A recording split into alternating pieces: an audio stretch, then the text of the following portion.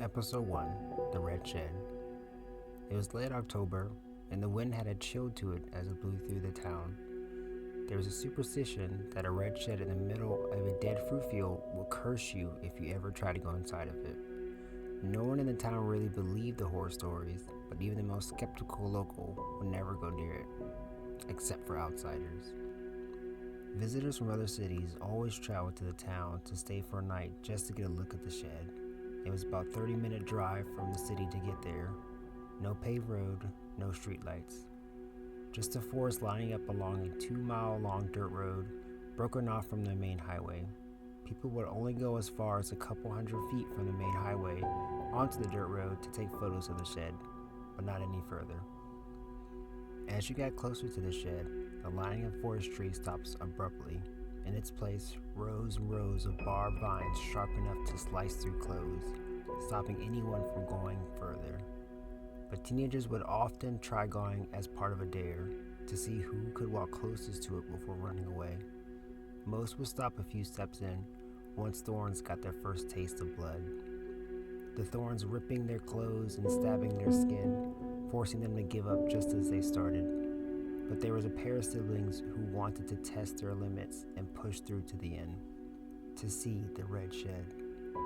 Marcus and Amber were a year apart, with Marcus being the oldest at 15.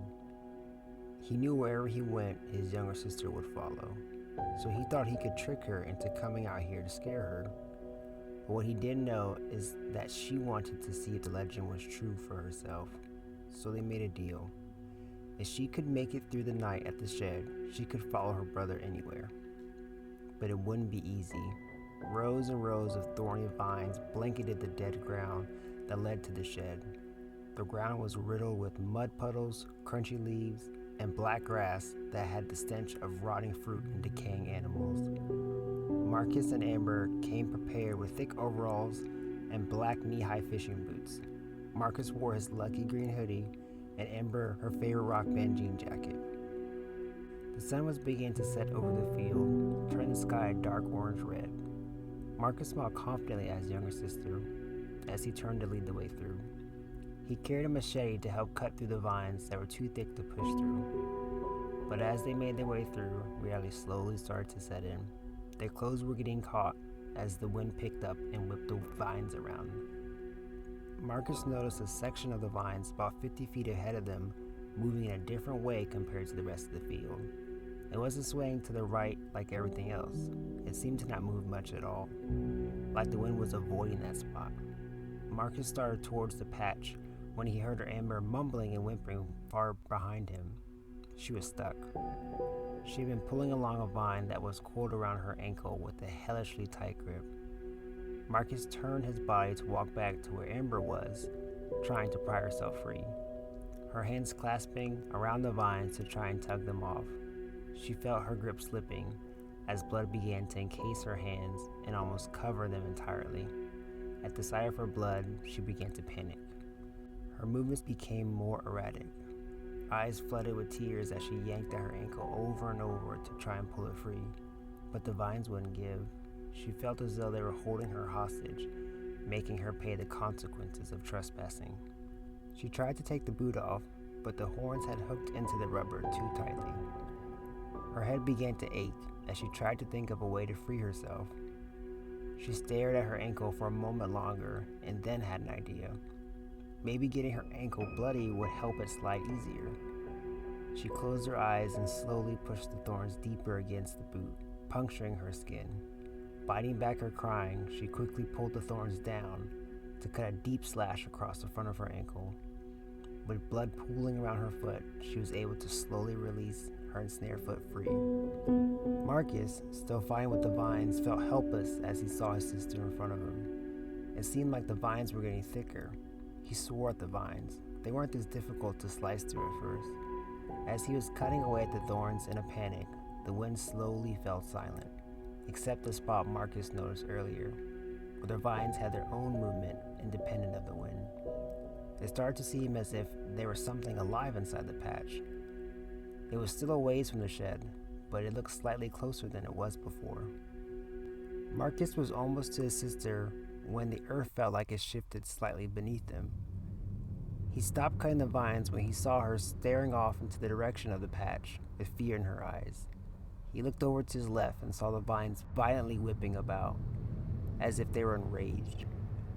They looked alive, thrashing against itself and the ground beneath it. But what set the horrific sight was it began to move towards them. At first it looked like they were just wailing around, but sure enough it was getting closer to them. At this, Marcus felt his heart drop into his stomach and started to move even faster towards his sister. They needed to get back to the road.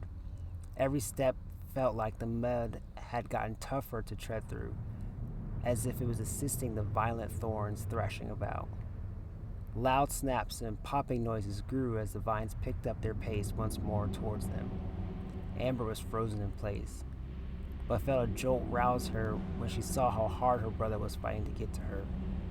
She knew they had to get out of there, but where? She frantically whipped her head around, trying to find anything at all to aid them. She turned towards the dirt road. It appeared to be much further than it was before. They hadn't been walking in for more than 2 minutes before she got stuck. So why was the road so much further away now? The shed was actually closer in terms of distance between them and these horrid vines. She made the decision that it would be faster to get to the shed, instead of trying to outrun the vines to the road.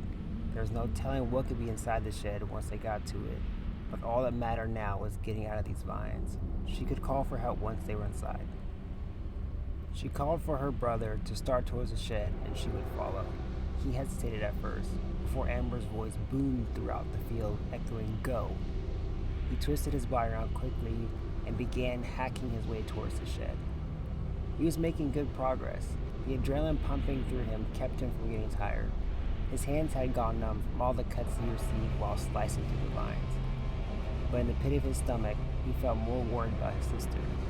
She was a little ways behind him, the path cleared down mostly so she wouldn't get stuck. But the problem was far off to the left where the mass was coming towards them. It could go after either of them. If it went for her, it would be directly in between them and he couldn't make it to her in time. He hoped it'd go after him first since he had the machete, if that would even help. He needed her to be fast. "Please," he prayed. The ground was vibrating now, like they were standing on top of millions of bumblebees. It was close. Marcus had just reached the shed as his wrist began to cramp in pain. He whipped around to see how far away Amber was. She was close. The looming evil was now at full speed towards them. His breath hitched as he had no more strength left to even cry out to his sister. Amber ignored the pain she felt in her foot as best she could, limping only every few steps as she sprinted at her brother.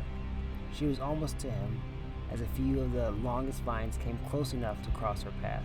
It sliced through the air at her, going for her bloody leg first. It violently whipped about mere inches from her. She felt her body surge with adrenaline and jumped with all her remaining leg strength over the vine, racing towards her brother with the mass directly behind her, ripping up the ground where her bloody foot was just seconds before. Marcus had collapsed on the patch of dirt surrounding the shed, only able to watch as his sister frantically made her way towards him, tears lying down his face as she made her last stride through the final row of vines. She stopped at her brother's side to grab him by his shoulders in an effort to drag him to the shed. There was no guarantee that they were safe right here or even in the shed, but anything was better than right here. As she began to pull him, she noticed smaller vines coiling around her brother's fingers and lacing themselves over his bloody cuts. He didn't notice because his hand had gone numb, but he was slowly losing the color in his hands. They were drawn to blood, and they were feeding off of him. She tried to pull the vines from his hand, but they slithered inside of directly feeding from the vein. She yanked hard, pulling a few loose from his hands, but the rest just withered about, engulfing his fingers even more than before. "Just go," Marcus pleaded with her. She wasn't going to leave her brother though, so she got the machete and began to cut them without hurting Marcus. But she didn't have time to be careful. The spawn of evil was hurling itself at them and would reach them in a matter of seconds. She took a deep breath and looked at her brother again before bringing the machete to the sky and swinging it down with all her strength.